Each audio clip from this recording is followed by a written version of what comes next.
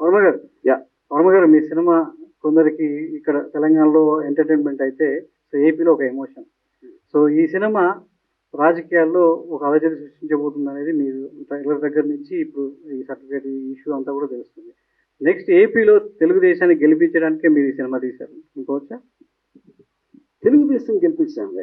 ఏం నాకు లాజిక్ అర్థం కాలేదు అసలు చెప్పండి. ఏపీలో తెలుగుదేశాన్ని గెలిపించడానికే వర్మ వ్యూహాత్మకంగా ఈ సినిమా తీసాడని మేము అంటున్నాం. దానికి మీ సమాధానం ఏంటి? అంటే అది కాదు, అప్పుడు ఏంటంటే సినిమాలో ఏం చూపిస్తే అట్లా అవుతుందని మీ ఉద్దేశం?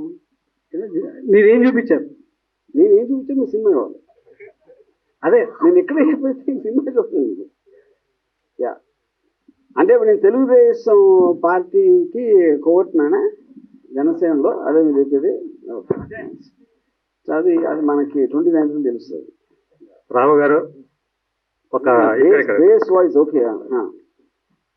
అంతా సీరియస్ గా రాజుగారి గురించి డిస్కస్ చేస్తుంటే ఒక క్యారెక్టర్ జంతికలు తినిస్తూ తింట కనిపిస్తుంది. ఎవరండి ఆ క్యారెక్టర్? మీరు ఎవరనుకుంటున్నారు? అంటే వేరేదైతే చెప్పగలిగేవాడిని, జంతికలు తినే అలవాటు అట్లా కరకర నవ్వుతూ ఎంతమంది ఉన్నారో అందరు సైలెంట్ అవుదాం.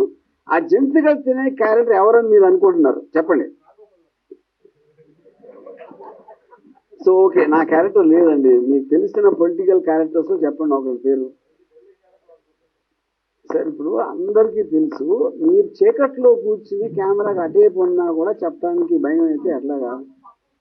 ఎస్, అది లోకేష్ గారి క్యారెక్టర్. అంటే ఇక్కడ మార్చారా? జంతికల కింద మార్చారా? అది తిండి కదండి, జంతికలు బిస్కెట్లు ఏంటి తేడా?